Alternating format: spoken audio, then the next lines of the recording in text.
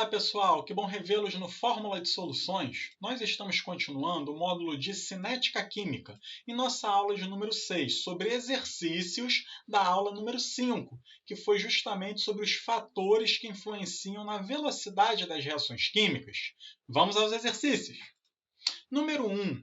O gráfico representa as variações das massas de um pedaço de ferro e de ferro em pó, expostos ao ar, mistura de N2, O2, vapor de água e outros gases. Responda. Antes de responder, vamos aqui dar uma olhada no gráfico. Ele aqui deu tempo, né? Ele aqui deu massa. Veja aqui, ó. Tem uma curva A, tem uma curva B. Tá?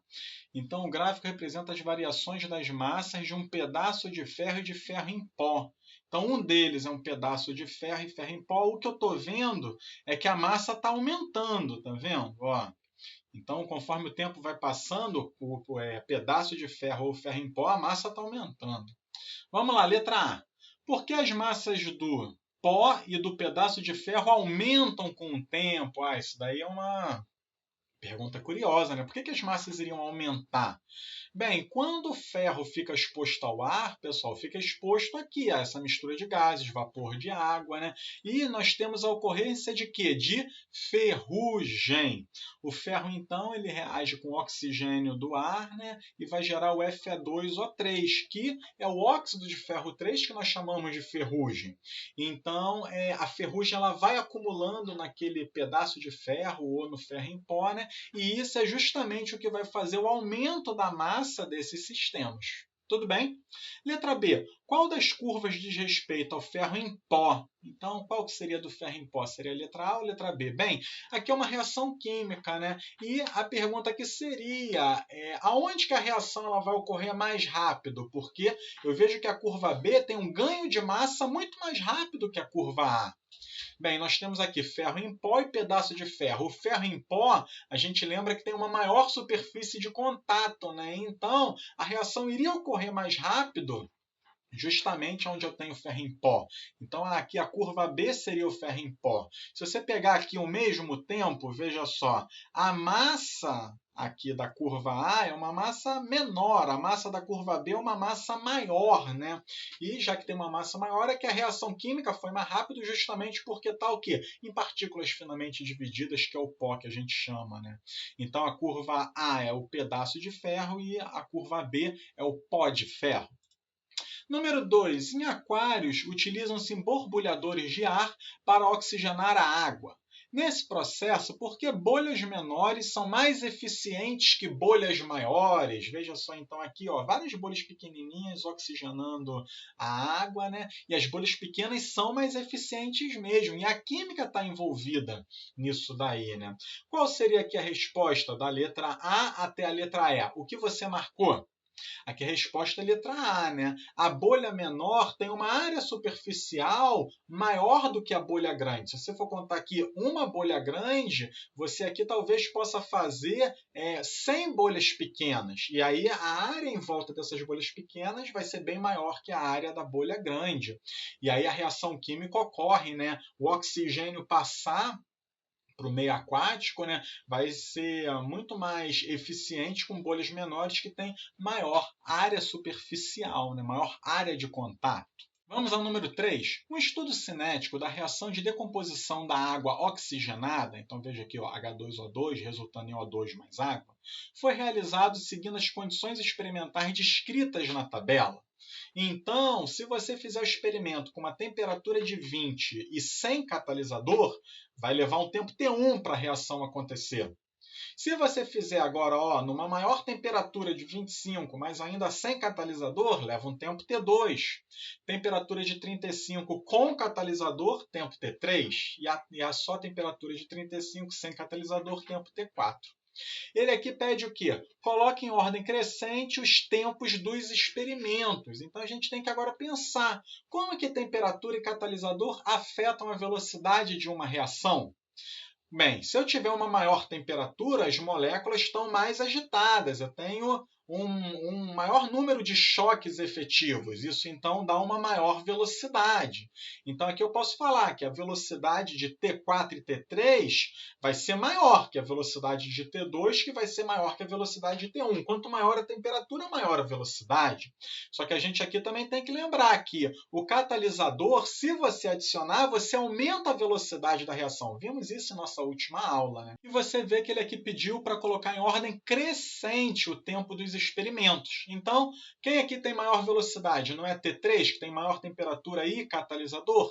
Então, aqui o tempo vai ser o menorzinho de todos, porque tem maior velocidade.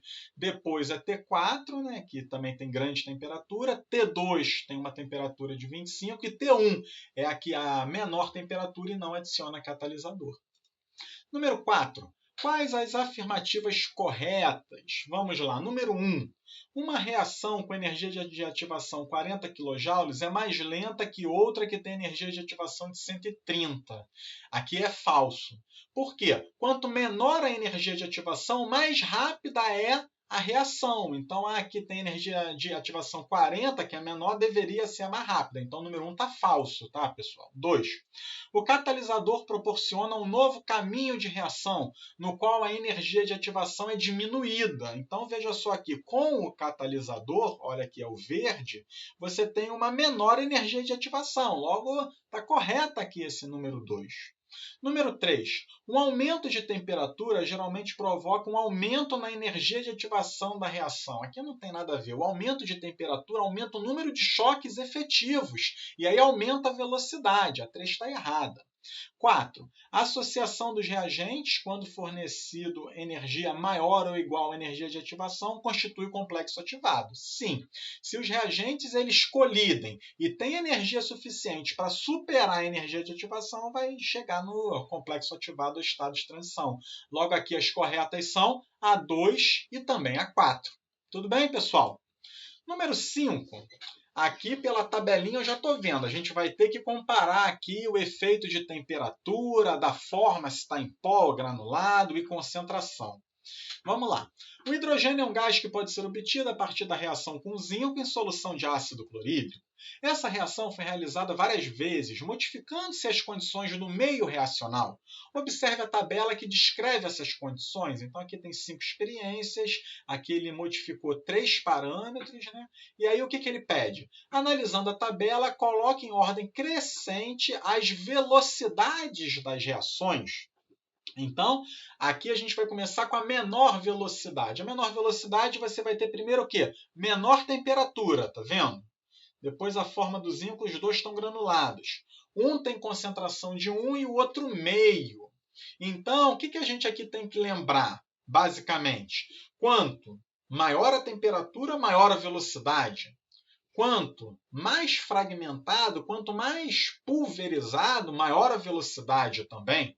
E quanto maior a concentração, maior a velocidade, porque mais moléculas vão ter para reagir, para fazer choques efetivos. Então, a menor velocidade vai ser o do 2. Por que o do 2? Porque tem a menor temperatura, né? Aqui tem grânulos e tem menor concentração. Depois, vai ser a velocidade do 1. De novo, menor temperatura, está em grânulos, que são partes maiores, né? E aqui tem uma concentração maior. Depois, aqui, a gente vai para 3 e 4 e 5, tem mesma temperatura, então não vai dar para a gente sair aqui pela temperatura. Só que aqui está pó, o 3 e o 4, e o 5 está raspas. Quando está raspas, são pedaços maiores do que o pó, né? Então, a velocidade de 5 vai ser menor do que 3 e 4, porque aqui está raspa. Tá? E como que eu saio de 3 e 4? Os dois estão em pó, os dois têm a mesma temperatura. Só que o 3 tem maior concentração, logo vai ser a velocidade mais rápida de todas aqui. Tá? Então, a gente está avaliando efeito da temperatura, maior velocidade. Se você tiver pó, é muito mais rápida a reação, porque tem maior superfície de contato do que quando está sólido, né? E quanto maior a concentração, maior a velocidade também. Logo aqui, a menor velocidade de todos vai ser 2, depois 1, depois 5, 4. A maior velocidade de todos é justamente aqui da experiência número 3. Tudo bem? 6 agora, e nosso último exercício da aula de hoje. Que estratégias podem ser usadas para acelerar uma reação química em laboratório? Então, de tudo que nós estudamos, como é que a gente pode acelerar, aumentar a velocidade de uma reação química? Bem, pessoal, nós podemos realizar a reação sobre aquecimento, maior temperatura, maior velocidade. A gente pode fragmentar o reagente, a gente pode tentar triturar, pulverizar o reagente, maior superfície de contato, maior velocidade. A gente pode adicionar catalisador, né, que ele vai reduzir a energia de ativação, logo vai ser acelerada a reação química. E nós podemos aqui fazer o aumento da pressão, né? Quanto maior a pressão, menor o volume, então maior o número de choques, maior a velocidade, e também aumentar a concentração dos reagentes. Quanto maior o número de moléculas de reagentes, mais rápida essa reação vai ocorrer, porque maior o número de choques efetivos. Tudo bem, pessoal? E aí, gostaram da aula de hoje? Escrevam dúvidas, comentários, compartilhem e curtam o nosso vídeo. E se inscrevam no YouTube, Instagram e Facebook. Um grande abraço a todos. Vamos às aulas!